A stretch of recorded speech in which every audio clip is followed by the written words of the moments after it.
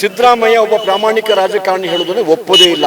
ಯಾವುದೋ ಒಂದು ಸಮುದಾಯದ ಅಭಿವೃದ್ಧಿಗಿರುವಂತಹ ಹಣವನ್ನು ದುರುಪಯೋಗ ಮಾಡಿದಾಗ ಈ ಅಧಿಕಾರಕ್ಕೆ ಬರುವುದಕ್ಕಾಗಿ ಅವರು ನಮ್ಮ ಪಕ್ಷದ ಮೇಲೆ ಸುಳ್ಳು ಆಪಾದನೆಗಳನ್ನ ಮಾಡಿದ್ರು. ಇಲ್ರಿ, ಅದು 187 ಕೋಟಿ ಹಗರಣ ಅಲ್ಲ, ಅದು 89 ಕೋಟಿ ಅಂತ ಹೇಳಿದ್ರೆ ಒಪ್ಕೊಂಡಿದ್ದಾರೆ. ಈ ಕಾಂಗ್ರೆಸ್ ಸರ್ಕಾರ ಎಷ್ಟು ಪರ್ಸೆಂಟ್ ಅಂತ ಹೇಳ್ತೀರಾ? ಬೇಕು ಕಣ್ಣು ಮುಚ್ಕೊಂಡು ಹಾಲು ಕುಡಿದ ಯಾರಿಗೆ ಗೊತ್ತಾಗಲ್ಲ ಅಂದ್ಕೊಂಡಿರತ್ತೆ ಅಂತ 40% ಸಿಎಂ ಅಂತ ಪೋಸ್ಟರ್ ಹಚ್ಕೊಂಡು ಅಭಿಯಾನ ಮಾಡಿದ್ರು. ಹಿರಿಯರಾದ ದೇವೇಗೌಡರಿಗೆ, ಕುಮಾರಸ್ವಾಮಿ ಅವರಿಗೆ ಮೋಸ ಮಾಡಿಕೊಂಡು ತಂದೆ ಒಂದು ಗುಂಪು ಕಟ್ಕೊಂಡು ಆ ಗುಂಪನ್ನ ಹಳ್ಳ ಹಿಡಿಸಿ SC/ST ಹಣವನ್ನ ತಗೊಂಡೋಗಿ ಬಿಟ್ಟಿ ಭಾಗ್ಯ ಕೊಡ್ತಾ ಇದಾರಲ್ಲ. ವೀಕ್ಷಕರೇ, ಬಿಜೆಪಿ ಹಾಗೂ JDS ಪಾದಯಾತ್ರೆ 5ನೇ ದಿನಕ್ಕೆ ಕಾಲಿಟ್ಟಿದೆ. ಈಗಾಗಲೇ ಸಕ್ಕರೆ ನಾಡು ಮಂಡ್ಯವನ್ನ ದಾಟಿ ಮುಂದೆ ಸಾಗ್ತಾ ಇರುವಂತಹ ಈ ಒಂದು ಪಾದಯಾತ್ರೆ. ನಮ್ಮ ಜೊತೆ ಈ ಒಂದು ಪಾದಯಾತ್ರೆಯಲ್ಲಿ ಏನು ಭಾಗವಹಿಸಿರುವಂತಹ ಕ್ಯಾಪ್ಟನ್ ಗಣೇಶ್ ಕಾರ್ಣಿಕ್ ಅವರಿದ್ದಾರೆ, ಮಾಜಿ ವಿಧಾನ ಪರಿಷತ್ ಸದಸ್ಯರು ಕೂಡ. ಸೊ ಈ ಒಂದು ಪಾದಯಾತ್ರೆಯಲ್ಲಿ ಅವರು ಕೂಡ ಭಾಗವಹಿಸಿದ್ದಾರೆ. ಏನ್ ಹೇಳ್ತಾರೆ ಕೇಳೋಣ. ಸರ್ ನಮಸ್ತೆ. ಮೊದಲನೇದಾಗಿ ಕ್ಯಾಪ್ಟನ್ ಆಗಿದ್ದಂಥವ್ರು, ತಾವು ಏನು ಆರ್ಮಿಲಿ ಸೇವೆ ಸಲ್ಲಿಸಿದಂಥವ್ರು. ಸೊ ಇದೀಗ ಈ ಹೋರಾಟ ಏನು ರಾಜ್ಯ ಕಾಂಗ್ರೆಸ್ ಸರ್ಕಾರದ ವಿರುದ್ಧವಾಗಿ ಈ ಒಂದು ಪಾದಯಾತ್ರೆ ಏನ್ ಹೇಳಕ್ ಬಯಸ್ತೀರಾ ಸರ್? ಮೊದಲನೇದಾಗಿ ನೀವೊಂದು ಪ್ರಶ್ನೆ ಕೇಳಿದ್ರಿ, ಸೇನೆಯಲ್ಲಿ ಇದ್ದುಕೊಂಡು ಈ ಹೋರಾಟ ಏನ್ ಅನ್ನಿಸ್ತದೆ ಅಂತ ಹೇಳಿ. ನಾನು ನಮ್ಮ ಸ್ನೇಹಿತರ ಜೊತೆಗೆ ಮಾತಾಡ್ತಾ ಇದ್ದೆ. ಈ ಪಾದಯಾತ್ರೆ ಮಾಡ್ತಿರ್ಬೇಕಾದ್ರೆ ನಮ್ಮ ಸೇನೆಯಲ್ಲಿ ನಾವು ರೂಟ್ ಮಾರ್ಚ್ ಅಂತ ಹೇಳ್ತೀವಲ್ಲ, ಅದ್ ನೆನಪಾಗ್ತಿತ್ತು. ಎರಡನೇದ್ದು, ಸೇನೆಯಲ್ಲಿ ಕೆಲಸ ಮಾಡ್ಬೇಕಾದ್ರೆ ರಾಷ್ಟ್ರದ ಬಗ್ಗೆ ಯೋಚನೆ ಮಾಡ್ತಾ ಇದ್ವು. ಏನೇ ಆಗ್ಲಿ ರಾಷ್ಟ್ರಕ್ಕೆ ತೊಂದರೆ ಆಗ್ಬಾರ್ದು ಅಂತ ಹೇಳಿ. ಆದ್ರೆ ದೇಶದ ಅಂತರಂಗದಲ್ಲಿ ಇದ್ದುಕೊಂಡು ರಾಷ್ಟ್ರದ ಬಗ್ಗೆ ಚಿಂತನೆ ಮಾಡುವುದು ಕೂಡ ಒಬ್ಬ ಯೋಧನ ಕರ್ತವ್ಯ, ಒಬ್ಬ ನಾಗರಿಕನ ಕರ್ತವ್ಯ. ಇವತ್ತು ಯಾಕೆ ಈ ಪಾದಯಾತ್ರೆ ಆಗ್ತಾ ಇದೆ ಅಂತ ಹೇಳೋದನ್ನ ಆಲೋಚನೆ ಮಾಡಿದಾಗ ಇನ್ನಷ್ಟು ಹೆಚ್ಚು ಉತ್ಸಾಹದಿಂದ ಭಾಗವಹಿಸಬೇಕು ಅಂತ ಹೇಳಿ ನನಗೆ ಅನ್ನಿಸ್ತಾ ಇದೆ. ಒಂದು ರಾಜಕೀಯ ವ್ಯವಸ್ಥೆಯ ಮೂಲಕ ಒಬ್ಬ ನಾಡಿನ ಸಾರ್ವಜನಿಕ, ಒಬ್ಬ ಸಾಮಾನ್ಯ ವ್ಯಕ್ತಿ ಏನು ಅಪೇಕ್ಷೆ ಪಡ್ತಾನೆ, ಅದನ್ನ ಕೊಡ್ಲಿಕ್ಕೆ ಚುನಾಯಿತ ಸರ್ಕಾರಗಳು ವಿಫಲ ಆದ ಸಂದರ್ಭದಲ್ಲಿ ಸಿಕ್ಕ ಅವಕಾಶವನ್ನು ದುರ್ಬಳಕೆ ಮಾಡಿಕೊಂಡಾಗ, ಸ್ವಾರ್ಥಪೂರಿತ ರಾಜಕಾರಣ ಮಾಡಿದಾಗ, ಕುಟುಂಬ ರಾಜಕಾರಣ ಮಾಡಿದಾಗ, ಭ್ರಷ್ಟಾಚಾರದಲ್ಲಿ ತನ್ನನ್ನು ತೊಡಗಿಸಿಕೊಂಡಾಗ, ಯಾವುದೋ ಒಂದು ಸಮುದಾಯದ ಅಭಿವೃದ್ಧಿಗಿರುವಂತಹ ಹಣವನ್ನು ದುರುಪಯೋಗ ಮಾಡಿದಾಗ, ನಾನು ಹೇಳ್ತಿರೋದಕ್ಕೆ ವಾಲ್ಮೀಕಿ ಅಭಿವೃದ್ಧಿ ನಿಗಮದ ಹಣದ ದುರುಪಯೋಗ ಆಗಿರುವಂಥದ್ದನ್ನು ಕಂಡಾಗ, ಇಲ್ಲ ಕೌಟುಂಬಿಕ ರಾಜಕಾರಣ ಅಂತ ಹೇಳಿದೆ, ಒಂದು ವ್ಯವಸ್ಥೆನಲ್ಲಿ ದೊಡ್ಡ ಜನಸಂಖ್ಯೆಗೆ ಅವಕಾಶಗಳನ್ನ ಕಲ್ಪಿಸ್ಕೊಡ್ಬೇಕು ಅಂತ ಮೂಡ ಏನು ಸೈಟ್ಗಳನ್ನ ಮಾರಿ ಜನಸಾಮಾನ್ಯರಿಗೆ ಕೊಡ್ತಾ ಇತ್ತು, ಅದನ್ನು ದುರ್ಬಳಕೆ ಮಾಡಿದಾಗ ನೀವು ಹೇಗೆ ಸಮಾಜದಲ್ಲಿ ಒಂದು ಸಾರ್ವಜನಿಕ ಅಭಿಪ್ರಾಯ ರೂಪಿಸ್ತೀರಿ? ಪಾದಯಾತ್ರೆಗಳು ಈಗ ಮಾತ್ರ ಅಲ್ಲ, ಸ್ವಾತಂತ್ರ್ಯ ಪೂರ್ವದಲ್ಲೂ ಕೂಡ ಜನಮಾನಸದಲ್ಲಿ ಸತ್ಯದ ಕಡೆಗೆ, ಧರ್ಮದ ಕಡೆಗೆ, ನ್ಯಾಯದ ಕಡೆಗೆ ಜನರ ಮನಸ್ಸನ್ನು ತಿರುಗಿಸ್ಲಿಕ್ಕಿರುವಂತ, ಸಾರ್ವಜನಿಕ ಅಭಿಪ್ರಾಯ ಮೂಡಿಸ್ಲಿಕ್ಕಿರುವಂತ ಒಂದು ಒಳ್ಳೆಯ ಅವಕಾಶ. ಹಾಗಾಗಿ ತುಂಬಾ ಸಂತೋಷದಿಂದ ಈ ಹಗರಣಗಳನ್ನ ಜನಸಾಮಾನ್ಯರ ಮನಸ್ಸಿಗೆ ಮುಟ್ಟುವುದಕ್ಕೆ ಮತ್ತು ನೀವು ಅಧಿಕಾರ ಕೊಟ್ಟು ಅಧಿಕಾರಕ್ಕೆ ತಂದಿರುವಂತಹ ಒಂದು ರಾಜಕೀಯ ಪಕ್ಷ, ಸನ್ಮಾನ್ಯ ಸಿದ್ದರಾಮಯ್ಯ ನೇತೃತ್ವದ ಕಾಂಗ್ರೆಸ್ ಸರ್ಕಾರ, ಉಪಮುಖ್ಯಮಂತ್ರಿಗಳಾದ DK ಶಿವಕುಮಾರ್ ಅವರ ನೇತೃತ್ವದ ಕಾಂಗ್ರೆಸ್ ಸರ್ಕಾರ ಯಾವ ರೀತಿ ನಿಮ್ಗೆ ಮೋಸ ಮಾಡ್ತಾ ಇದೆ. ಈ ಒಂದು ಪಾದಯಾತ್ರೆಯ ಮೂಲಕ ಈ ಹಗರಣಗಳನ್ನ ಬಯಲು ಮಾಡಿ ಜನಸಾಮಾನ್ಯರ ಮನಸ್ಸಿನಲ್ಲಿ ಈ ಭ್ರಷ್ಟಾಚಾರದ ವಿರುದ್ಧ, ಸ್ವಜನ ಪಕ್ಷಪಾತದ ವಿರುದ್ಧ, ಸ್ವಾರ್ಥಪೂರಿತ ರಾಜಕಾರಣದ ವಿರುದ್ಧ, ಕೌಟುಂಬಿಕ ರಾಜಕಾರಣದ ವಿರುದ್ಧ ಮತ್ತು ಈ ಅಧಿಕಾರಕ್ಕೆ ಬರುವುದಕ್ಕಾಗಿ ಅವರು ನಮ್ಮ ಪಕ್ಷದ ಮೇಲೆ ಸುಳ್ಳು ಆಪಾದನೆಗಳನ್ನ ಮಾಡಿದ್ರು. ಅವರ ಪಕ್ಷದ ರಾಜ್ಯ ಅಧ್ಯಕ್ಷೇ ಹೇಳಿದ್ರು, ಅದು ಪ್ರಚಾರಕ್ಕಾಗಿ ಮಾಡಿದ್ದು 40% ಕಮಿಷನ್ ಹೇಳುವಂಥದ್ದನ್ನ. ಈ ರೀತಿಯ ಒಂದು ಭ್ರಷ್ಟ ಸರ್ಕಾರದ ವಿರುದ್ಧ ಜನಾಭಿಪ್ರಾಯ ಮೂಡಿಸೋದಕ್ಕಾಗಿ ನಾವೆಲ್ಲ ಕಳೆದ ಇದು 5ನೇ ದಿವಸ, ಇವತ್ತು 5ನೇ ದಿವಸದ ಪಾದಯಾತ್ರೆಯಲ್ಲಿ ಭಾಗವಹಿಸ್ತಾ ಇದ್ದೇವೆ. ಒಟ್ಟು ಜನರ ಉತ್ಸಾಹ ನೋಡಿದಾಗ ಎಲ್ಲೋ ಒಂದು ಕಡೆ ಜನರ ಮನಸ್ಸಿಗೆ ಇದು ಮುಟ್ಟಿದೆ. ಇದು ಸರ್, ಈಗ ಪಾದಯಾತ್ರೆ ಅಂತ ಮಾಡ್ತಾ ಇದ್ದೀರಾ, ಆದ್ರೆ ನನಗಿರುವಂತ ಪ್ರಶ್ನೆ, CM ಸಿದ್ದರಾಮಯ್ಯನವರು ಹಿಂದೆ ಕೂಡ 5 ವರ್ಷ ಏನು ಪೂರ್ಣಾವಧಿಯ CM ಆಗಿ ಏನು ಕಾರ್ಯನಿರ್ವಹಿಸಿದಂಥವ್ರು. ಸೊ ಎಲ್ಲೋ ಒಂದ್ ಕಡೆ ಕಪ್ಪು ಚುಕ್ಕೆ ಇಲ್ಲ, ಭ್ರಷ್ಟಾಚಾರ ಇಲ್ಲ ಅನ್ನುವಂಥದ್ದು. ಸೊ ಯಾವುದೇ ಭ್ರಷ್ಟಾಚಾರ ಹಗರಣಗಳು ಅವ್ರ ಮೇಲೆ ಇರಲಿಲ್ಲ. ಸೊ ಎಲ್ಲೋ ಒಂದ್ ಕಡೆ ಕ್ಲೀನ್ ಹ್ಯಾಂಡ್ ಅಂತ ಅನ್ಸ್ಕೊಂಡಂಥವ್ರು. ಸೊ ಅವರ ಮೇಲೆ ಈ ಒಂದು ಆರೋಪ ಬಂದಿರುವಂಥದ್ದು. ಮತ್ತೊಂದ್ ಸರಿ ನೋಡೋದಾದ್ರೆ ಬಳ್ಳಾರಿ ಪಾದಯಾತ್ರೆ, ಒಂದ್ಸರಿ ತಿರುಗಿ ನೋಡಿದ್ರೆ ನಮ್ಮ ಕರ್ನಾಟಕದ ಇತಿಹಾಸದಲ್ಲಿ ಅದು ಒಂದು ಐತಿಹಾಸಿಕ ಪಾದಯಾತ್ರೆ. ಎಲ್ಲೋ ಒಂದ್ ಕಡೆ ಒಂದು ಸಾಕಷ್ಟು ಏನೋ ಅವರ ಮೇಲೆ ನಿರೀಕ್ಷೆಗಳು, ಹಾಗೇನೆ ಒಂದಷ್ಟು ಬದಲಾವಣೆ ಬಯಸಿದಂತಹ ಒಂದು ಏನು ಪಾದಯಾತ್ರೆ ಅದು. ಸೊ ಆ ನಿಟ್ಟಿನಲ್ಲಿ ನೋಡಕ್ ಹೋದ್ರೆ ಹಗರಣಗಳ ವಿರುದ್ಧ ಮಾಡಿದಂತ ಏನು ಪಾದಯಾತ್ರೆ ಮಾಡಿದಂತ ಸಿದ್ದರಾಮಯ್ಯನವರು ಈಗ ಅವರ ವಿರುದ್ಧವೇ ಅವರು ಸಿಎಂ ಆಗಿರುವ ಒಂದು ಕಾಲಾವಧಿಯಲ್ಲಿ ಅವರ ವಿರುದ್ಧವೇ ಒಂದು ಪಾದಯಾತ್ರೆ ಮಾಡುವಂತ ಪರಿಸ್ಥಿತಿ. ಈ ಬಗ್ಗೆ ಏನ್ ಹೇಳ್ತೀರಾ? ಪಾದಯಾತ್ರೆಗಳು ಹಾಗೇನೆ ಸಿಎಂ ಸಿದ್ದರಾಮಯ್ಯ ಸಿಎಂ ಸಿದ್ದರಾಮಯ್ಯ ಅವರು ಲೋಹಿಯ ಸಮಾಜವಾದದ ಆಧಾರದಲ್ಲಿ ತಮ್ಮ ಬದುಕನ್ನ ರೂಪಿಸ್ಕೊಂಡವರು, ತಮ್ಮ ರಾಜಕೀಯ ಬದುಕನ್ನು ರೂಪಿಸ್ಕೊಂಡವರು. ತುಂಬಾ ಶ್ರೇಷ್ಠವಾದ ಸಿದ್ಧಾಂತದ ಕಡೆಗೆ ಅವರ ಯಂಗ್ ಏಜ್ನಲ್ಲಿ ಮಾರು ಹೋದವರು. ಆದ್ರೆ ಅಲ್ಲಿಂದ ಇಲ್ಲಿಗೆ ಕಾವೇರಿ ನೀತಿನಲ್ಲಿ ಬಹಳಷ್ಟು ನೀರು ಹರಿದು ಹೋಗಿದೆ. ತಾವೇ ಕೇಳಿದಿರಾ ಅಂತ ಅಂದ್ಕೊಳ್ತೀನಿ ನೀವು ಮಾಧ್ಯಮದಲ್ಲಿರುವವರು. ಇಲ್ರಿ ಅದು 187 ಕೋಟಿ ಹಗರಣ ಅಲ್ಲ, ಅದು 89 ಕೋಟಿ ಅಂತ ಹೇಳಿದ್ರೆ ಒಪ್ಕೊಂಡಿದ್ದಾರೆ. ಅದರ ಅರ್ಥ ಏನು? ಅವರೇ ಫೈನಾನ್ಸ್ ಮಿನಿಸ್ಟರ್ ಆಗಿರುವಾಗ ಅವರ ಮೂಗಿನ ಕೆಳಗೆ ಇದೆಲ್ಲ ಆಗ್ತಿರ್ಬೇಕಾದ್ರೆ ಏನ್ ಮಾಡ್ತಾ ಇದ್ರು ಅವ್ರು? ಹಾಗಾದ್ರೆ ಈಗ ಒಂದು ಡಿನೋಟಿಫೈ ಮಾಡುವಂತ ಅವಕಾಶಗಳು ಸರ್ಕಾರಕ್ಕಿದೆ, ಮಾಡಿದ್ದಾರೆ. ಅದಾದ್ಮೇಲೆ ಅವ್ರ ಭಾವಮೈದನ ಯಾರೋ ತಗೊಂಡ್ರು, ಅದನ್ನ ಯಾರಿಗೋ ಮಾರಿದ್ರು, ಅದನ್ನ ಎಕ್ವೈರ್ ಮಾಡಿದ್ರು, ಒಂದು ಸೈಟ್ಗಳನ್ನ ಕೊಡಬೇಕಾಯ್ತು, ಅಲ್ಲೇ ತಗೋಬೇಕಿತ್ತು. ಅಲ್ಲಿ ಇವತ್ತಿಗೂ 45 ಸೈಟ್ ಖಾಲಿ ಇದೆಯಂತೆ. ಅದ್ಯಾಕೆ ವಿಜಯನಗರದಲ್ಲಿ ತಗೊಂಡ್ರು? ಕೆಲವು ಪ್ರಶ್ನೆಗಳಿಗೆ ಉತ್ತರ ಕೊಡ್ಬೇಕಲ್ಲ. ಸೊ ಅವರು ಇಮೇಜ್ ನಾವು ಪ್ರೊಜೆಕ್ಟ್ ಮಾಡಿದಾಗಿರುತ್ತೆ. ಬೇಕು ಕಣ್ಣು ಮುಚ್ಕೊಂಡು ಹಾಲು ಕುಡ್ದೆ ಯಾರಿಗೆ ಗೊತ್ತಾಗಲ್ಲ ಅಂದ್ಕೊಂಡಿರತ್ತೆ ಅಂತ. ನಾನು ಇವತ್ತಿನ ಪರಿಸ್ಥಿತಿಯಲ್ಲಿ ಸಿದ್ದರಾಮಯ್ಯ ಒಬ್ಬ ಪ್ರಾಮಾಣಿಕ ರಾಜಕಾರಣಿ ಹೇಳುವುದನ್ನು ಒಪ್ಪೋದೇ ಇಲ್ಲ, ಖಂಡಿತವಾಗಿಲ್ಲ. ಅವರು ಥ್ರೂ ಔಟ್ ಭ್ರಷ್ಟಾಚಾರ ಮಾಡಿಯೇ ಬಂದಿರುವಂಥದ್ದು. ಆದರೆ ಎಲ್ಲೋ ಸಿಕ್ಕಾಕೊಂಡಿರಲಿಲ್ಲ ಅಷ್ಟೇ. ಇವತ್ತು ಒಂದಕ್ಕೊಂದು ಹೊರಗಡೆ ಬರ್ತಾ ಇದೆ. It's only matter of time. ಹೊರಗಡೆ ಏನು ಇಮೇಜ್ ಕ್ರಿಯೇಟ್ ಆಗಿತ್ತು ಯಾವುದೋ ಕಾರಣಕ್ಕಾಗಿ, ಅದೇ ಸತ್ಯ ಇರಬೇಕಂತಿಲ್ಲ ಅಲ್ವಾ? ಮತ್ತೆ ಭ್ರಷ್ಟಾಚಾರದ ವಿರುದ್ಧ ಕ್ಲೀನ್ ಇಮೇಜ್ ಇಟ್ಕೊಂಡ ಸಿದ್ದರಾಮಯ್ಯ ಅವರು ಯಾಕೆ ಇವತ್ತು ಇದನ್ನು ಮಾಡ್ತಾ ಇದ್ದಾರೆ? ಯಾಕೆ 89 ಕೋಟಿ ಹಗರಣ ಯಾವುದೋ ಚಿನ್ನದ ಅಂಗಡಿ ವ್ಯಾಪಾರಿಗೆ, ಮದ್ಯದ ಅಂಗಡಿ ವ್ಯಾಪಾರಿಗೆ ಹೋಗಿದೆ ಅಂತ ಹೇಳಿ ಒಪ್ಕೊಳ್ತಾರೆ ಇವತ್ತು? ಯಾಕೆ ಅವರ ಕುಟುಂಬಕ್ಕೆ ಸಂಬಂಧಪಟ್ಟಂತ ಸೈಟ್ಗಳನ್ನು ತಗೊಳ್ಬೇಕಾದ್ರೆ ಆ ಸೈಟ್ಗಳನ್ನ ವಿಜಯನಗರದಲ್ಲಿ ಯಾಕೆ ತಗೊಂಡ್ರು? ಈ ಪ್ರಶ್ನೆಗೆ ಉತ್ತರ ಕೊಡ್ಬೇಕಲ್ವಾ? ಸೊ ಒಬ್ಬ ಜವಾಬ್ದಾರಿಯ ಸ್ಥಾನದಲ್ಲಿ ಇರ್ಬೇಕಾದ್ರೆ ಬರೀ ಇಮೇಜ್ ಇಟ್ಕೊಂಡ್ರೆ ಸಾಕಾಗ್ಲಿಲ್ಲ. ಜನಸಾಮಾನ್ಯರ ಮನಸ್ಸಲ್ಲಿ ಗೊಂದಲ ಇದೆ. ಹಿಂದೆ ಬಹಳ ಸಾರಾಸಗಟಾಗಿ ರಾಜಕೀಯ ಪಕ್ಷಗಳ ಮೇಲೆಲ್ಲ ಆಪಾದನೆ ಮಾಡಿದ್ರು. 40% CM ಅಂತ ಪೋಸ್ಟರ್ ಹಚ್ಕೊಂಡು ಅಭಿಯಾನ ಮಾಡಿದ್ರು. ಅವ್ರು ನೇರವಾಗಿ ಪ್ರಾಮಾಣಿಕವಾಗಿದ್ರೆ ಈಗ ಉತ್ತರ ಕೊಡ್ಬೇಕಲ್ಲ. ಇವತ್ತು ಈ ಪರಿಸ್ಥಿತಿನಲ್ಲಿ ಅವರಿಗೆ ಮುಖ ತಗ್ಗಿಸುವಂತ ಒಂದು ವಾತಾವರಣ ನಿರ್ಮಾಣ ಆಗಿದೆ. ಸಿಕ್ಕಾಕೊಂಡಿದ್ದಾರೆ, ಒಪ್ಕೊಳ್ಬೇಕಾಗಿದೆ ಇವತ್ತು. ಈಗ ತಮ್ಮ ಬಿಜೆಪಿ ಸರ್ಕಾರ ಅಸ್ತಿತ್ವದಲ್ಲಿದ್ದಾಗ ಕಳೆದ ಬಾರಿ 40% ಬಹಳ ಸದ್ದು ಮಾಡ್ತು. ಅದೇ ರೀತಿ ಏನೋ ಪೇ ಸಿಎಂ ಅಂತ ಕೂಡ ಮಾಡಿದ್ರು. ಸೊ ಆ ನಿಟ್ಟಿನಲ್ಲಿ ನೋಡೋಕೋದ್ರೆ ಎಲ್ಲೋ ಒಂದ್ ಕಡೆ ತಮ್ಮ ಏನು ಬಿಜೆಪಿ ಪಕ್ಷ ಕೂಡ ಸಾಕಷ್ಟು ಹಗರಣ ಮಾಡಿದೆ ಅನ್ನುವಂಥದ್ದು ಜನರಿಗೆ ಅಂತಂದ್ರೆ ತಿಳಿಸಿಕೊಡುವ ಪ್ರಯತ್ನ ಮಾಡಿದ್ರು ಹಿಂದಿನ ಬಾರಿ. ಸೊ ಅದೆಲ್ಲೋ ಒಂದ್ ಕಡೆ ಯಶಸ್ವಿ ಆಯ್ತು. ಸೊ ಅವರ ಏನು ಗ್ಯಾರಂಟಿ ಯೋಜನೆಗಳು ಮತ್ತೊಂದು ಅಥವಾ ಸರ್ಕಾರದ ವೈಫಲ್ಯವು ಒಟ್ಟಾರೆ ಮತ್ತೊಮ್ಮೆ ಅವರಿಗೆ ಅಧಿಕಾರ ಸಿಗುವಂತಾಯ್ತು. ಆದ್ರೆ ಈಗ ಈ ಕಾಂಗ್ರೆಸ್ ಸರ್ಕಾರ ಎಷ್ಟು % ಅಂತ ಹೇಳ್ತೀರಾ? ನೋಡಿ, ಹಿಂದಿನ ಚುನಾವಣೆಯ ಸಂದರ್ಭದಲ್ಲಿ ಇದನ್ನೇ ಒಂದು ಚುನಾವಣೆ ಇಶ್ಯೂ ಆಗಿ ಇಟ್ಕೊಂಡು ಅಧಿಕಾರಕ್ಕೆ ಬಂದ್ರು. ಈ ಕಳೆದ 1.5 ವರ್ಷದಲ್ಲಿ ಇದ್ರ ಬಗ್ಗೆ ಎಲ್ಲಾದ್ರೂ ಮುಂದೆ ಹೋಗಿದಾರ? ನಮ್ಮ ಹತ್ರ ದಾಖಲೆ ಇದೆ, ನಮ್ಮ ಹತ್ರ ಅದಿದೆ, ನಮ್ಮ ಹತ್ರ ಇದಿದೆ ಅಂತ ಹೇಳ್ತಿದ್ರೋ ಇಲ್ವೋ? ಟಿವಿ ಮಾಧ್ಯಮಗಳೆಲ್ಲ ಹೇಳ್ತಾ ಇದ್ರು, ನಮ್ಗೆ ಇವ್ರಿಗೆ ಬರ್ದ ಲೆಟರ್ ಇದೆ, ನಮ್ಮ ಹತ್ರ ಈ ದಾಖಲೆ ಇದೆ, ಎಲ್ಲ ಪ್ರೊಡ್ಯೂಸ್ ಮಾಡ್ತೀವಿ ಅಂತ. 1.5 ವರ್ಷ ಏನು ಕಣ್ಮುಚ್ಕೊಂಡು ಏನ್ ಮಾಡ್ತಾ ಇದ್ರಿ? 1.5 ವರ್ಷ ಈಗ ಇಬ್ರು ಸಬ್ ಇನ್ಸ್ಪೆಕ್ಟರ್ದು ಏನ್ ಹೇಳ್ತಾರೆ ಆತ್ಮಹತ್ಯೆ ಮಾಡ್ಕೊಂಡಿದ್ದಾರೆ. ಕಾಂಟ್ರಾಕ್ಟರ್ ಒಬ್ಬ ಚೀಟಿ ಬರ್ದಿಟ್ಟು ಆತ್ಮಹತ್ಯೆ ಮಾಡ್ಕೊಂಡಿದ್ದಾರೆ. ನಮ್ಮ ಮೇಲೆ ಸುಳ್ಳು ಆಪಾದನೆ ಮಾಡಿ ಪ್ರಚಾರಕ್ಕಾಗಿ ಮಾಡಿದೆ ಅಂತ ಹೇಳಿ ಅಧ್ಯಕ್ಷರೇ ಹೇಳಿದ ಮಾತನ್ನು ನಾನು ನೆನಪು ಮಾಡ್ಲಿಕ್ಕೆ ಇಷ್ಟಪಡ್ತೀನಿ. ಸುಳ್ಳು ಅಪಪ್ರಚಾರ ಮಾಡಿ ಇವತ್ತು ಅಧಿಕಾರಕ್ಕೆ ಬಂದ್ರು. ಪ್ರಾಮಾಣಿಕವಾಗಿ ದಾಖಲೆಗಳು ಇದ್ದಿದ್ರೆ ಇನ್ವೆಸ್ಟಿಗೇಟ್ ಮಾಡ್ಬೇಕಿತ್ತೋ ಬೇಡವಾ? ರಾಜ್ಯದ ಮುಖ್ಯಮಂತ್ರಿಯಾಗಿ ಜವಾಬ್ದಾರಿ ಇಲ್ವಾ? ಅದು ಮಾಡಿಲ್ಲ. ಏನ್ ಮಾಡಿದ್ರು? ಎಲ್ಲೋ ಚುನಾವಣೆ ಆಗ್ತಾ ಇತ್ತು, ಇಲ್ಲಿ ಇದು ಕರ್ನಾಟಕ ATM ಮಾಡಿಕೊಂಡು ಆ ಪಾಪ ಜನಸಾಮಾನ್ಯರು ವಾಲ್ಮೀಕಿ ಅಭಿವೃದ್ಧಿ ನಿಗಮ ಯಾರಿಗೆ ದುಡ್ಡು ಕೊಡ್ತಾ ಇರೋದು? ಅವ್ರ ಹಣ ತಿಂದು ನುಂಗಿ ಅದನ್ನೆಲ್ಲೋ ಚುನಾವಣೆ ಖರ್ಚು ಮಾಡಿಕೊಂಡು ಇವತ್ತು ನಾನು ಬಹಳ ಪ್ರಾಮಾಣಿಕ, ನನ್ನ ಇಮೇಜ್ ಕ್ಲೀನ್ ಆಗಿದೆ ಅಂತಂದ್ರೆ ಜನ ಒಪ್ತಾರ ಇದನ್ನ? ತೆಲಂಗಾಣದ ಚುನಾವಣೆ ಬಗ್ಗೆ ಮಾತಾಡ್ತಿರೋದು ತಾವು? ಹಾ, ನ್ಯಾಚುರಲಿ ಈಗಿರೋ ಸುದ್ದಿ ಅದೇ. ಅಲ್ಲಿಗೆ ಹೋಗಿದೆ ಹೇಳೋದು ಸತ್ಯ. ಎಲ್ರಿಗೂ ಗೊತ್ತಿದೆ, ನಿಮ್ಗೂ ಗೊತ್ತಿದೆ, ನನಗೂ ಗೊತ್ತಿದೆ, ಅವ್ರಿಗೂ ಗೊತ್ತಿದೆ. ಈಗ ಒಂದು ನಮ್ಮ ವಿನಂತಿ ಏನಿದೆ, ಒಂದು ಜನಸಾಮಾನ್ಯರ ಹಣವನ್ನ ತಿಂದು ತೆಗೆದಿರಿ ನೀವು. ಒಂದು ಯಾವ್ದಾದ್ರು ಆರ್ಡರ್ ಮಾಡ್ಬೇಕಿತ್ತು ಎನ್ಕ್ವೈರಿ, ಅದು ಮಾಡಿಲ್ಲ. ಈ ಕಡೆಯಿಂದ ಸೈಟ್ ಹಗರಣ ಮಾಡಿಕೊಂಡು ತಮ್ಮ ಕುಟುಂಬದವರಿಗೆ ಪಾಸ್ಟ್ ಲೊಕ್ಯಾಲಿಟಿಲಿ ಸೈಟ್ ಕೊಡಿಸಿದ್ದೀರಿ.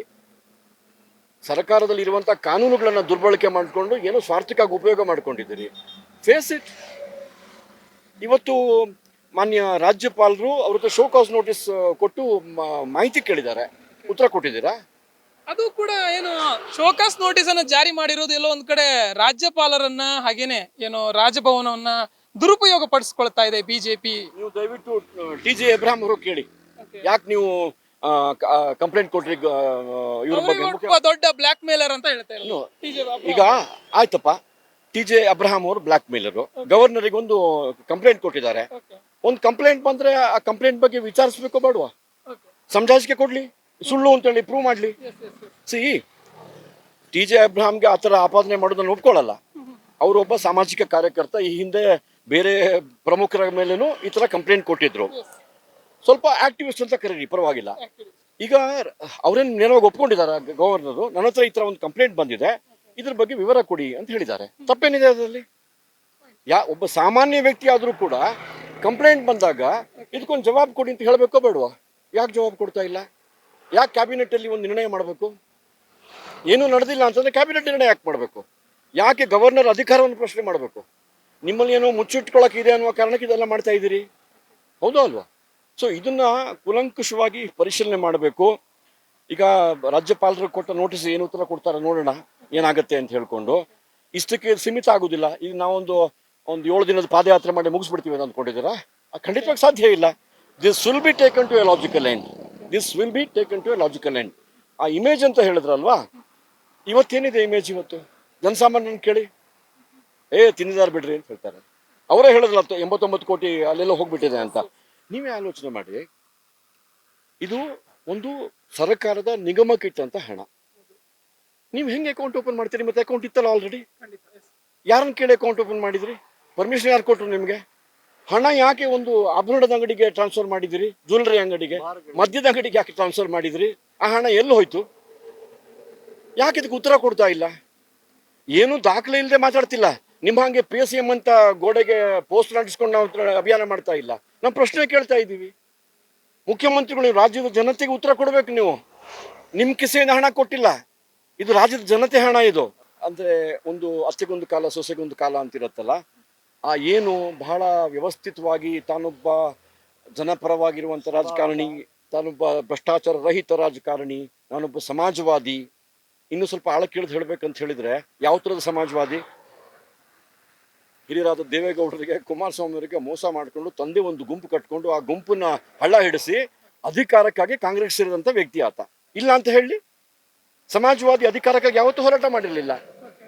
ಅವರು ಅಹಿಂದ ಯಾಕೆ ಕಟ್ಕೊಂಡು? ಇವತ್ತು ಅಹಿಂದ ಎಲ್ಲಿದೆ? ಅಹಿಂದದ ಹಿತರಕ್ಷಣೆ ಮಾಡುವವರಾಗಿದ್ರೆ ವಾಲ್ಮೀಕಿ ನಿಗಮದ ಹಣ ತಿಂದು ತೆಗ್ತಿದ್ರ? ಅಹಿಂದದ ಹಿತರಕ್ಷಣೆ ಮಾಡುವಂತ ಪ್ರಾಮಾಣಿಕ ಕಾಳಜಿ ಇದ್ದಿದ್ರೆ ಇವತ್ತು ಈ ತರ ಮಾಡ್ತಾ ಇದ್ರ? ಹಾಗಿದ್ರೆ ಹಿಂದುಳಿದ ಪರವಾಗಿ ಹಾಗೇನೆ ದಲಿತರ ಪರವಾಗಿ ಸಿಎಂ ಅಲ್ಲ. SC/ST ಹಣ 14,000 ಕೋಟಿ ಅಂತ ಹೇಳ್ತಾರೆ. ಇವತ್ತು ಅವ್ರು ಹೇಳುದು 25,000 ಕೋಟಿ ರೂಪಾಯಿ. ಯಾಕೆ ಕೊಟ್ಟಿದ್ದಾರೆ? SC/STಗಳ ಹಣ. ಅದಕ್ಕೆ ಕ್ರಿಮಿನಲ್ ಕೇಸ್, ಅದನ್ನು ದುರುಪಯೋಗ ಮಾಡಿದ್ರೆ ಅಧಿಕಾರಿಗಳ ಮೇಲೆ ಕ್ರಿಮಿನಲ್ ಕೇಸ್ ಹಾಕ್ಬೋದು. ಆದ್ರೆ ಇವರದ್ದು ಆ ಬಿಟ್ಟಿ ಭಾಗ್ಯಕ್ಕೆ ದುಡ್ಡಿಲ್ಲ ಅಂತ ಹೇಳ್ಕೊಂಡು SC/STಗಳ ಹಣವನ್ನ ತಗೊಂಡೋಗಿ ಬಿಟ್ಟಿ ಭಾಗ್ಯ ಕೊಡ್ತಾ ಇದಾರಲ್ಲ, ಇವ್ರು ನಿಜವಾಗ್ಲೂ ಅಹಿಂದದ ಪರವಾಗಿದಾರ? 10,000 ಕೋಟಿ ರೂಪಾಯಿ ಯಾರಿಗೆ? ಮೈನಾರಿಟೀಸ್ ಕೊಡ್ತೀವಿ. ಯಾರಪ್ಪನ ಮನೆ ದುಡ್ಡಿದು? ಯಾಕೆ ನಮ್ಮ SC/STಗಳು, ನಮ್ಮ ಹಿಂದುಳಿದ ವರ್ಗದವರು, ನಮ್ಮ ದೇಶ, ನಮ್ಮ ರಾಜ್ಯದ ಜನತೆ ಅಲ್ವಾ? ಅವ್ರು ಮಾತ್ರ ಪ್ರಮುಖನ ಇವ್ರಿಗೆ? ಸೊ ಈ ಇಮೇಜು ಮತ್ತು ವಾಸ್ತವಕ್ಕೆ ತುಂಬಾ ವ್ಯತ್ಯಾಸ ಇದೆ. ಸರ್, ಮಾತಾಡ್ತೀನಿ ಗಣೇಶ್ ಸರ್ ಜೊತೆಗೆ ಮತ್ತೆ ಮಾತನ್ನ ಮುಂದುವರಿಸ್ತೀನಿ. ಸರ್, ಈಗ ಏನು ತಾವು ಹೇಳಿದ್ರಿ, ದಲಿತರಿಗೆ ಮೀಸಲಿಟ್ಟ ಹಣ, ಹಿಂದುಳಿದವರಿಗೆ ಮೀಸಲಿಟ್ಟ ಹಣ ಅಂತ. ಸೊ ಎಲ್ಲೊಂದ್ ಕಡೆ ರಾಜ್ಯ ಸರ್ಕಾರದ ಹಿಂದುಳಿದ ವರ್ಗಕ್ಕೆ ಸೇರಿದಂತಹ, ದಲಿತ ವರ್ಗಕ್ಕೆ ಸೇರಿದಂತಹ ಶಾಸಕರುಗಳ ಬಗ್ಗೆ ಏನ್ ಹೇಳ್ತೀರಾ? ಇದು ಒಂದು ಇಶ್ಯೂ ದಲಿತರದ್ದು ನೀವು ಎತ್ತಿದ್ರಿ. ನೀವತ್ತು ಇಡೀ ರಾಜ್ಯದ ರಾಜಕಾರಣವನ್ನ, ಅಭಿವೃದ್ಧಿಯ ರಾಜಕಾರಣವನ್ನ ಕಳೆದ 1 ವರ್ಷ ಅವಲೋಕನೆ ಮಾಡಿ. ಎಲ್ಲಿ ಆದ್ರೂ ಒಂದು ಹೊಸ ಅಭಿವೃದ್ಧಿಯ ಯೋಜನೆ ಶಂಕುಸ್ಥಾಪನೆ ಆಗಿದೆಯಾ? ಯಾಕಾಗಿಲ್ಲ? ಎಲ್ಲಿ ಹೋಯ್ತು ಈ ಹಣಗಳೆಲ್ಲ? ಹಾಗಾದ್ರೆ ನಾವು ಕ್ಯಾಪಿಟಲ್ ಎಕ್ಸ್ಪೆಂಡಿಚರ್ ಅಂತ ಹೇಳ್ತೀವಿ. ವರ್ಷಕ್ಕೆ 50-60 ಸಾವಿರ ಕೋಟಿ ರೂಪಾಯಿ ಹಣವನ್ನ ಅಭಿವೃದ್ಧಿಯ ಕಾರ್ಯಕ್ರಮಗಳಿಗೆ ವಿನಿಯೋಗ ಮಾಡ್ತಾ ಇದ್ವು. ಯಾವುದೇ ಹೊಸ ಸರ್ಕಾರ ಬಂದಾಗ ಒಂದಷ್ಟು ಹೊಸ ಯೋಜನೆಗಳನ್ನು ಘೋಷಣೆ ಮಾಡುವಂಥದ್ದು, ಶಂಕುಸ್ಥಾಪನೆ ಮಾಡುವಂತಿದೆ. ಕರ್ನಾಟಕದಲ್ಲಿ ಕಳೆದ 1.5 ವರ್ಷದಲ್ಲಿ ಏನಾಗಿದೆ ಅಂತ ನೀವು ಆಲೋಚನೆ ಮಾಡಿ. ಇವತ್ತೇನಾದ್ರೂ ಅಭಿವೃದ್ಧಿಯ ಕಾರ್ಯಕ್ರಮ ಕಾಣ್ತಾ ಇದ್ರೆ ಅದು ಕೇಂದ್ರದ ಯೋಜನೆಗಳು, ಅದು ಆಗ್ತಾ ಇದೆ ಅಷ್ಟೇ. ಅದು ಬಿಟ್ರೆ ಬೇರೆ ಯಾವ ಯೋಜನೆಗಳು ಆಗ್ತಾ ಇಲ್ಲ. ಶಾಸಕರುಗಳಿಗೆ ಅವರ ಸ್ಥಳೀಯ ಅಭಿವೃದ್ಧಿ ಯೋಜನೆ ದುಡ್ಡು ಕೊಡ್ಬೇಕಂದ್ರೆ ಮೀನಾಮೇಷ ಮಾಡ್ತಾರೆ. ಎಲ್ಲೋಯ್ತು ಹಾಗಾದ್ರೆ ದುಡ್ಡು? ಕಳೆದ ವರ್ಷದೇ ಬಂದಿಲ್ಲ ನೋಡಿ, Karnataka we never had deficit budget. ಇಲ್ಲಿವರೆಗೆ ದುಡ್ಡಿತ್ತು ನಮ್ಮ ಹತ್ರ. ಕೆಲವೊಂದು ಯಾಕೆ ಆಗ್ತಾ ಗ್ಯಾರಂಟಿ ಇಲ್ಲ? ಯೋಜನೆಗಳಿಂದ ಈ ಒಂದು ಏನು ಅಭಿವೃದ್ಧಿ ಕೆಲಸಗಳಿಗೆ ಹಿನ್ನಡೆ ಆಗ್ತಾ ಇದೆ ಅಂತ ಅನಿಸ್ತದೆ ತಮ್ಗೆ? ನೋಡಿ, ಗ್ಯಾರಂಟಿ ಯೋಜನೆ ಜನಸಾಮಾನ್ಯರಿಗೆ ಅನುಕೂಲ ಆಗುವಂತ ಅನೇಕ ಒಳ್ಳೆಯ ಕಾರ್ಯಕ್ರಮಗಳನ್ನ ಎಲ್ಲಾ ಸರ್ಕಾರಗಳು ಎಲ್ಲಾ ಕಾಲದಲ್ಲೂ ಮಾಡಿದ್ದಾವೆ.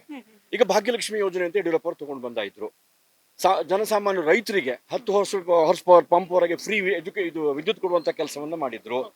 ವಿದ್ಯಾರ್ಥಿಗಳಿಗೆ ವಿದ್ಯಾನಿಧಿ ಅಂತ ಯೋಜನೆಯನ್ನ ಸನ್ಮಾನ್ಯ ಬೊಮ್ಮಾಯಿ ಅವರು ತಂದಿದ್ರು, ಅದನ್ನ ನಿಲ್ಲಿಸಿದ್ದಾರೆ. ಆಮೇಲೆ ರೈತರಿಗೆ ವರ್ಷಕ್ಕೆ 4,000 ರೂಪಾಯಿ ಕೇಂದ್ರ ಸರ್ಕಾರ ಹಣದ ಜೊತೆಗೆ ಸೇರಿಸಿ ಕೊಡ್ತಾ ಇದ್ರು ಕೃಷಿ ಸಮ್ಮಾನ್ ಯೋಜನೆಯಲ್ಲಿ, ಅದನ್ನ ನಿಲ್ಲಿಸಿದ್ದಾರೆ. ಹಾಗಾದ್ರೆ ಜನಸಾಮಾನ್ಯರ ಬಗ್ಗೆ ಕಾಳಜಿ ಇದೆಯಾ ಇವರಿಗೆ? ಈ ಬಿಟ್ಟಿ ಯೋಜನೆ ಯಾಕೆ ತಗೊಂಡು ಬಂದ್ರು? ಎಲ್ರಿಗೂ ನೇರವಾಗಿ ಮುಟ್ತಾ ಇದೆಯಾ? ಅದರ ದುರುಪಯೋಗ ಆಗ್ತಾ ಇದೆಯಾ? ಅದರಿಂದ ಏನು ಅನಾಹುತಗಳಾಗ್ತಾ ಇದೆ? ನೀವು ನೋಡಿದಿರಿ, ಶಾಲೆಗೆ ಹೋಗೋ ವಿದ್ಯಾರ್ಥಿನಿಯರು ನಿಲ್ಲಿಸ್ಬಿಟ್ಟು ಅದು ದಯವಿಟ್ಟು ನಿಲ್ಲಿಸಿ, ನಮ್ಗೆ ಶಾಲೆಗೆ ಬಸ್ಸಿಗೆ ಹೋಗ್ಲಿಕ್ಕೆ ಆಗ್ತಾ ಇಲ್ಲ ಅಂತ ಹೇಳುವಂತ ಸಂಗತಿ ಕೇಳಿದ್ದೀರಿ. ಸೊ ಒಟ್ಟು ಎಲ್ಲೋ ಒಂದು ಕಡೆ ಅಭಿವೃದ್ಧಿ ಪೂರಕವಾದ ಆಡಳಿತ ನಡೆಸದೆ ಕೇವಲ ಅಧಿಕಾರದಲ್ಲಿ ಇರಬೇಕು ಅನ್ನುವ ಕಾರಣಕ್ಕಾಗಿ ನಾನು ಅಂದ್ಕೊಳ್ತೀನಿ ಜನಸಾಮಾನ್ಯರು ಕೊಟ್ಟ ತೆರಿಗೆ ಹಣವನ್ನ ದುರುಪಯೋಗ ಮಾಡುವಂತ ಪ್ರವೃತ್ತಿ ಬಂದಿದೆ. ಇದು ಕೇವಲ ದಲಿತ ಶಾಸಕರು ಮಾತ್ರ ಅಲ್ಲ, ಯಾವ ಶಾಸಕರುಗಳಿಗೂ ಕೂಡ ತಮ್ಮ ಕ್ಷೇತ್ರದಲ್ಲಿ ಅವರಿಗೆ ಅಭಿವೃದ್ಧಿ ಮಾಡಲಿಕ್ಕೆ ಹಣ ಕೊಡ್ತಾ ಇಲ್ಲ. ಯಾಕೆ ಕೊಡ್ತಾ ಇಲ್ಲ? ಈ ರೀತಿಯ SC ST ಗಳ ನಿಗಮದ ಹಣ ಅಥವಾ ವಾಲ್ಮೀಕಿ ನಿಗಮದ ಹಣ ಇಲ್ಲ ಡೆವಲಪ್ಮೆಂಟ್ಗೆ ಆಗಬೇಕಾದ ಅಥವಾ ಕ್ಯಾಪೆಕ್ಸ್ ಅಂತ ಹೇಳ್ತೀವಲ್ಲ, ಕ್ಯಾಪಿಟಲ್ ಎಕ್ಸ್ಪೆಂಡಿಚರ್ ಹಣ, ಈ ಎಲ್ಲ ಹಣ ದುರುಪಯೋಗ ಆಗ್ತಾ ಇದೆ. ಈ ಹಣ ಜನಸಾಮಾನ್ಯರಿಗೆ ಮುಟ್ತಾ ಇಲ್ಲ. ರಾಜ್ಯದ ತೆರಿಗೆ ಸಂಗ್ರಹ ಕುಂಠಿತ ಆಗುವಂತ ಎಲ್ಲ ಲಕ್ಷಣಗಳು ಕಾಣ್ತಾ ಇದೆ. ಮನಿ ಇನ್ ಸರ್ಕ್ಯುಲೇಷನ್ ಅರ್ನ್ಸ್ ಮೋರ್ ಮನಿ ಅಂತೇಳಿ 13-14 ಬಜೆಟ್ ಕೊಟ್ಟಂತ ಸಿದ್ದರಾಮಯ್ಯ ಅವರಿಗೆ ಈ ಸಾಮಾನ್ಯ ಜ್ಞಾನ ಇಲ್ಲ ಅಂತ ಹೇಳಿದ್ರೆ, ಅಥವಾ ಈ ರೀತಿ ಅಪ್ರಾಮಾಣಿಕವಾದ ರೀತಿಯಲ್ಲಿ ಬಿಟ್ಟಿ ಭಾಗ್ಯವನ್ನು ಕೊಟ್ಟು ಜನರನ್ನು ಸೋಮಾರಿಗಳನ್ನು ಮಾಡುವುದು ರಾಜ್ಯದ ಆರ್ಥಿಕ ಪರಿಸ್ಥಿತಿಗೆ ದೊಡ್ಡ ಹೊಡೆತ ಕೊಡದೆ ಹೇಳುವ ಸಾಮಾನ್ಯ ಜ್ಞಾನ ಇಲ್ಲ ಅಂತ ಹೇಳಿದ್ರೆ, ಜನಸಾಮಾನ್ಯದ ನಾವು ಒಪ್ಕೊಳ್ತೀವ? ನಮ್ಮನೇಲಿ ಮಕ್ಕಳಿಗೆ ಬಿಟ್ಟಿ ಹಣ ಕೊಡ್ತೀವ ನಾವು? ಸೊ ಇದು ಅವರು ಅರ್ಥ ಮಾಡ್ಕೊಳ್ಬೇಕಾದ ಸಂಗತಿ. ನೀವು ದಲಿತರ ಬಗ್ಗೆ ಉಲ್ಲೇಖ ಮಾಡಿದ್ರಿ, ದಲಿತ ಶಾಸಕರ ಬಗ್ಗೆ ಉಲ್ಲೇಖ ಮಾಡಿದ್ರಿ.